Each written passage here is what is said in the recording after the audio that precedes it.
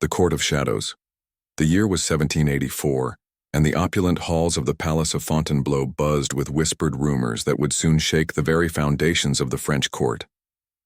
Captain Henri Dubois, a trusted member of King Louis XVI's elite royal guard, had served the crown faithfully for 15 years. His spotless record and unwavering loyalty had earned him the respect of his fellow guardsmen and the trust of the royal family themselves. On that fateful autumn morning, Henry stood at his usual post outside the Queen's private chambers, his blue uniform pristine and his ceremonial sword gleaming at his side. The morning sun filtered through the tall windows, casting golden patterns across the marble floors where countless nobles had walked before him. He had no idea that his life was about to change forever, nor that the man approaching him down the corridor would soon become both his greatest ally and most dangerous enemy. Monsieur Alexandre Moreau appeared to be just another court official, his dark coat and powdered wig marking him as a man of some importance, though not nobility. What Henri didn't know was that Alexandre served a far more secretive master than the King of France. He was an agent of the Compagnie du Secret, France's shadowy intelligence network that operated in the darkest corners of European politics. For months, Alexandre had been gathering information about a conspiracy that reached the highest levels of the French court, one that threatened not just the monarchy, but the very stability of the nation. As Alexandre approached Henri's post, he carried with him documents that would expose a web of treason involving several high-ranking nobles and foreign powers. These papers, stolen from a secret meeting in a Parisian mansion just 3 nights prior, contained evidence of plans to undermine French interests in favor of Austrian and British gold. The conspiracy was more dangerous than anyone could have imagined, involving not just political betrayal but plans to compromise the Queen's safety during an upcoming diplomatic journey. Henri noticed the tension in Alexandre's movements as the agent drew closer. Years of military training had taught him to read people, and something about this man's urgent pace and darting eyes suggested trouble. When Alexandre finally reached him, speaking in hushed, rapid French about urgent matters requiring immediate attention from the Queen's security detail, Henri felt the first stirrings of unease. The agent claimed to have information about a threat to Her Majesty's life, information that could not wait for proper channels or formal appointments. What Henri couldn't have known was that Alexandre had spent weeks studying the guard rotations, learning the names and backgrounds of every man who protected the royal family. He knew that Henri had lost his father in service to the previous king, that he had a younger sister working as a seamstress in Lyon, and that his loyalty to the crown was absolute. These details would prove crucial in the events that were about to unfold, as Alexandre prepared to make a desperate gamble that would either save the monarchy or destroy them both. The dangerous alliance. Henri studied Alexandre's face carefully as the agent spoke in urgent whispers about assassination plots and foreign spies. The intelligence operative's hands trembled slightly as he produced a leather portfolio containing documents written in multiple languages, including what appeared to be coded correspondence between French nobles and foreign courts. Alexandre explained that he had risked his life to obtain these papers, infiltrating a secret gathering where conspirators had planned the Queen's death during her planned visit to the Austrian border. The evidence was overwhelming and terrifying. Letters bearing noble seals discussed payments from Vienna and London in exchange for French military secrets. Maps showed planned routes for the Queen's journey, marked with locations where ambushes could be staged to look like common highway robberies. Most disturbing of all were detailed drawings of the palace's security arrangements, clearly provided by someone with intimate knowledge of the royal guard's procedures and weaknesses. Henri felt his blood run cold as he recognized the handwriting on several documents. The elegant script belonged to Comte de Beaumont, one of the Queen's most trusted advisors and a man Henri had personally escorted on numerous occasions. The realization that someone so close to the royal family could be involved in such treachery made his stomach turn. Alexandre watched the captain's reaction carefully, knowing that this moment would determine whether his dangerous mission would succeed or fail completely. The agent then revealed the most shocking detail of all. The attack on the Queen was planned to occur in just 5 days, during a supposedly secret journey to meet with Austrian diplomats about a new trade agreement. The conspirators had somehow learned of this confidential trip and were using the information to stage what they hoped would be the perfect crime. They intended to eliminate the Queen and blame foreign bandits, creating chaos that would allow them to seize power during the resulting political turmoil. Alexandre knew that approaching Henri directly was an enormous risk. As a member of the Compagnie du Secret, he was supposed to work through official channels, reporting his findings to his superiors, who would then decide how to proceed. But time was running short, and Alexandre had learned that the conspiracy included members of the very intelligence network he served. He could trust no one in his own organization, leaving him with no choice but to seek help from an outsider. Henri realized that accepting Alexandre's story meant believing that everything he had sworn to protect was under threat from within. The very people he had served faithfully were planning to destroy the monarchy from the inside. Yet the evidence before him was undeniable, and his soldier's instincts told him that Alexandre was telling the truth. As the two men stood in that ornate corridor, surrounded by centuries of royal history, they formed an alliance that would either save the crown or cost them their lives. Neither man could have predicted that their partnership would soon lead to a confrontation that would shock the entire court and change the course of French history forever. The trap is set. 3 days had passed since Alexandre first approached Henri with his devastating revelations, and the two men had worked in secret to verify the intelligence and plan their response. They discovered that the conspiracy was even more extensive than initially believed, involving not just French nobles but also corrupt officials within the palace staff who had been providing detailed information about the Queen's movements and security arrangements. Henri used his position within the royal guard to quietly investigate his fellow soldiers, carefully observing their behavior and listening to their conversations without arousing suspicion. He was relieved to find that most of his comrades remained loyal to the crown, but he did identify 2 guards who seemed unusually interested in the Queen's travel plans and had been asking suspicious questions about security protocols. These men, Sergeant Beaumont and Corporal Rousseau, had recently begun living beyond their modest military salaries, suggesting they were receiving payment from outside sources. Alexandre, meanwhile, had been using his intelligence contacts to trace the flow of foreign gold into France. His investigation revealed a sophisticated network of financial transactions connecting Austrian and British agents to several prominent French nobles. The Comte de Beaumont was indeed at the center of the conspiracy, but he was not acting alone.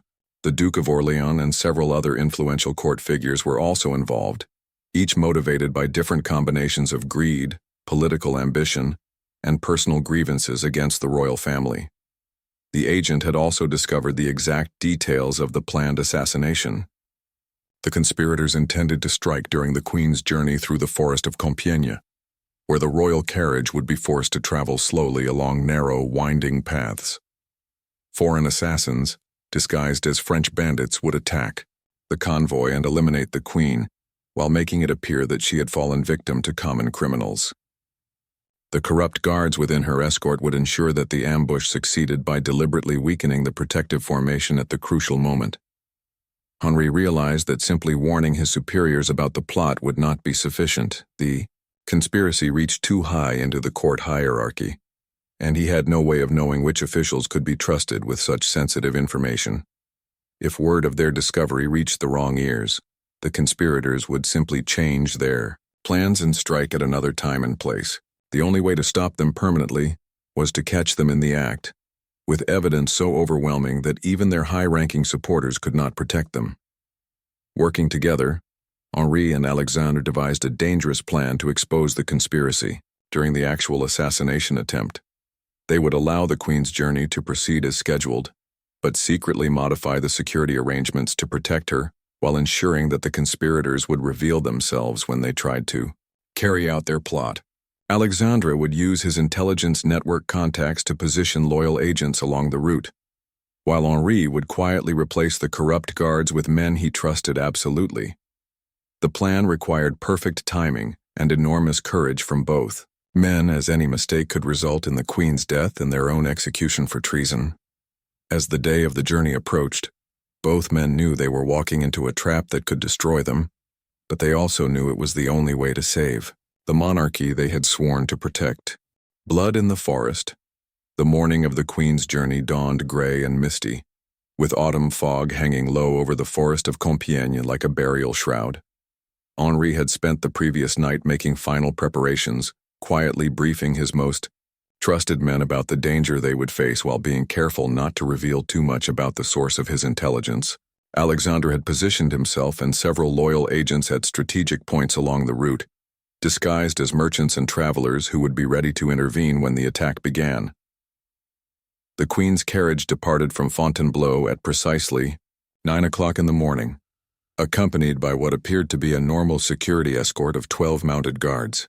What the conspirators did not know was that Henri had secretly replaced 4 of their collaborators with his most reliable soldiers, men who had proven their loyalty in previous campaigns and would die before allowing harm to come to their queen. The corrupt Sergeant Beaumont and Corporal Rousseau remained with the escort, unaware that their treachery had been discovered and that they were now walking into a carefully prepared trap. As the royal convoy entered the forest, the tension among Henri's men was palpable. Every shadow between the trees could conceal an enemy, and every bend in the narrow road might be the site of the planned ambush. The Queen, unaware of the danger surrounding her, rode calmly in her elegant carriage, reading correspondence and occasionally glancing out at the beautiful autumn scenery. Henri had decided not to inform her of the plot, knowing that any change in her behavior might alert the conspirators that their plan had been discovered. Alexandre, watching from his position near a small village inn, saw the convoy approaching and felt his heart racing with anticipation and fear. His intelligence network had confirmed that the foreign assassins were already in position, armed with pistols and swords and ready to strike as soon as the corrupt guards created an opening in the protective formation. The agent checked his own weapons one final time, knowing that the next few minutes would determine whether their dangerous gamble would succeed or result in catastrophe. The attack came suddenly and with terrifying violence. As the royal carriage rounded a sharp bend in the forest road, masked men emerged from behind the trees, firing pistols and wielding swords as they charged toward the convoy. At the same moment, Sergeant Beaumont and Corporal Rousseau moved to create gaps in the defensive line, just as they had been instructed by their foreign paymasters. But instead of finding openings to exploit, the assassins discovered themselves facing Henri's loyal soldiers, who had been expecting the attack and were ready with their own weapons drawn. The forest erupted in gunfire and the clash of steel as Henri led his men in a fierce battle against the would-be assassins. Alexandre and his agents emerged from their hiding places to join the fight, surrounding the attackers and preventing any from reaching the Queen's carriage. In the chaos of combat, Sergeant Beaumont realized that their plan had been discovered and attempted to flee deeper into the forest, but Henri pursued him on horseback, determined to prevent any of the conspirators from escaping to warn their accomplices back at court. The confrontation that followed would be remembered as one of the most shocking incidents in the history of the French Royal Guard, as loyal soldiers were forced to fight against their own comrades to protect the crown they had all sworn to serve. The confrontation. The battle in the forest lasted only minutes, but the aftermath would echo through the French court for years to come. Henri's carefully planned trap had worked perfectly, with the loyal guards overwhelming the foreign assassins and capturing several alive for interrogation. Sergeant Beaumont lay wounded but breathing, having been shot from his horse during his attempted escape. Corporal Rousseau had been killed in the initial exchange of gunfire, taking the secrets of his treachery to his grave. Alexandre moved quickly to secure the captured assassins and search their belongings for evidence that could be used to expose their employers. Among their possessions, he found letters of credit from Austrian banks, detailed maps of the palace grounds, and most damning of all, a list of French nobles who had promised to pay bonuses for the successful completion of their mission. The Comte de Beaumont's name appeared at the top of this list, along with specific instructions about how the assassination was to be carried out and what story was to be told afterward to explain the Queen's death. The Queen, shaken but unharmed, was quickly escorted back to the safety of Fontainebleau under heavy guard.